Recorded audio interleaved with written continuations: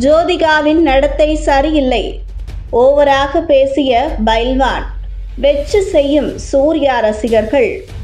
பிரபல சினிமா விமர்சகரும் நடிகருமான பைல்வான் ரங்கநாதன் ஜோதிகா பற்றி விமர்சித்து பேசியுள்ள தகவல் பரபரப்பை ஏற்படுத்தியுள்ளது.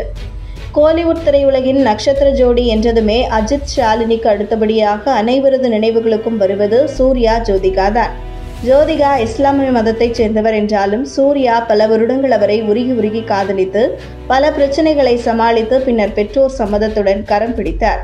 ஜோதிகாவும் தன்னுடைய காதலுக்காக சூர்யா குடும்பத்தினர் கூறியது போல் திருமணத்திற்கு பின்னர் ஒட்டுமொத்தமாக திரையுலகிலிருந்து விலகி குழந்தைகளை பெற்றுக்கொண்டு டிப்பிக்கல் குடும்ப தலைவியாகவே வாழ்ந்தார்.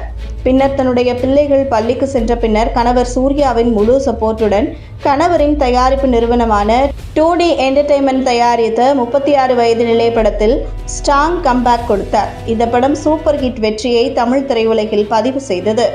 இந்த படத்திற்கு பின்னர் ஜாக்பாட், தம்பி, நாச்சியார், ராட்சசி என ஹீரோயின் சப்ஜெக்ட் படங்களை மட்டுமே அதிகம் தேர்வு செய்து நடித்து வந்தார் ஜோ. அப்படி இவர் நடித்த படங்களும் முதலுக்கு மோசமின்றி வசூல் செய்தது. கடந்த ஆண்டு கணவர் மற்றும் குழந்தைகளுடன் மும்பையில் செட்டிலான ஜோதிகா தன்னுடைய உடல் எடையை கணிசமாக குறைத்தது மட்டுமின்றி அடுத்தடுத்து பாலிவுட் படங்களில் நடிக்க துவங்கியுள்ளார். அந்த வகையில் சமீபத்தில் இவர் அஜய் தேவ்கனுக்கு ஜோடியாக நடித்த ஷைத்தான் நல்ல வரவேற்பை பெற்றது. இதைத் தொடர்ந்து 2 பாலிவுட் படங்களில் நடித்து வருகிறார். இந்த நிலையில் அண்மையில் தமிழகத்தில் நடந்த மக்களவைத் தேர்தலில் நடிகர் சூர்யா மட்டுமே மும்பையில் இருந்து வந்து தன்னுடைய வாக்கை பதிவு செய்தார்.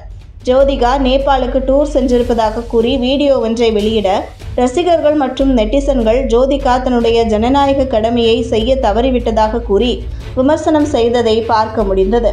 தற்போது இந்த விவகாரம் குறித்து பேசியுள்ள நடிகரும் பத்திரிகையாளருமான பைல்வான் ரங்கநாதன், ஜோதிகா வாக்களிக்க வராதது குறித்து பத்திரிகையாளர்கள் பேச்சை எடுக்கும்போது சிவகுமாரின் மனநிலை எப்படி இருந்திருக்கும்?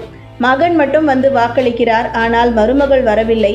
இந்த விஷயத்தில் ஜோதிகாவின் நடத்தை சரியில்லை.